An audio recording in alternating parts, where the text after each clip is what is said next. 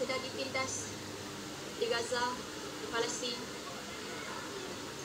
Jika kalian lihat di kepala saya, ini adalah simbol sumut kami wanita delegasi Global Sumut Patilah, di mana hak kami untuk practice our religion and belief ditindas, tudung kami dirampas, kami dimalukan di depan lelaki ajnabi dengan tidak memakai tudung, dan kami terpaksa mengambil t-shirt putih ini untuk menutup rambut dan juga kepala kami untuk menjaga maruah kami sebagai seorang wanita di sana.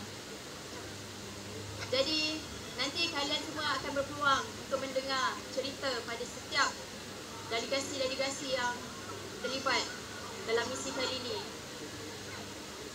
Bermacam-macam hak kemanusiaan yang ditindas.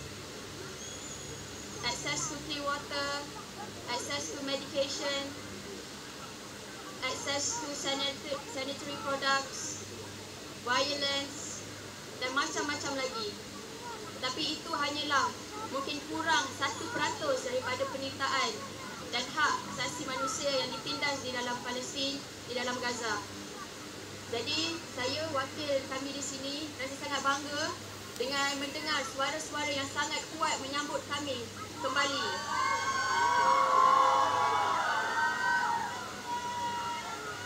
Tapi saya nak ingatkan dan saya harap suara-suara inilah yang digunakan untuk pembebasan Palestin sehingga ke akhirnya. Terima kasih Malaysia. Free Palestine!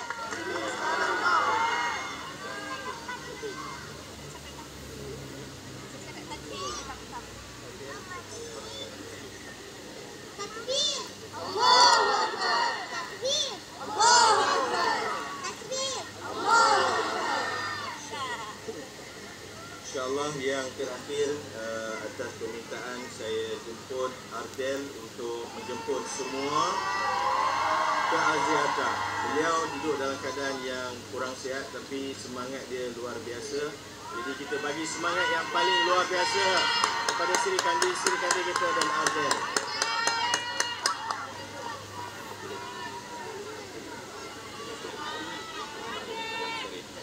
Takbir! Allahu Akbar! Assalamualaikum warahmatullahi wabarakatuh semua.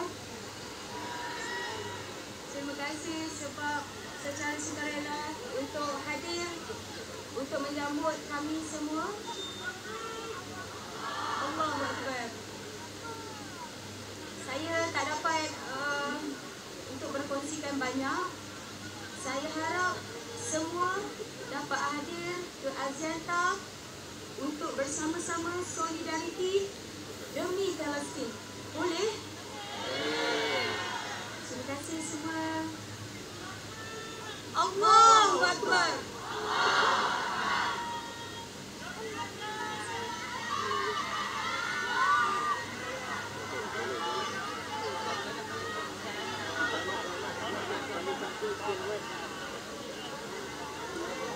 Yang terakhir, Rahmat dia nak bagi semangat sebelum kita tidur supaya kita tak boleh move on untuk datang besok. Silakan Rahmat. Saya akan sebut Free Palestine, boleh? Free Palestine! Free Palestine! Free Palestine! Biruh bidam Nabi Aqsa! Biruh bidam Nabi Kaya Aqsa! Ramai-ramai! Biruh bidam Nabi Kaya Aqsa! Biruh bidam Nabi Kaya Aqsa! Biruh bidam Nabi Kaya Aqsa! Takbir! Takbir! Takbir!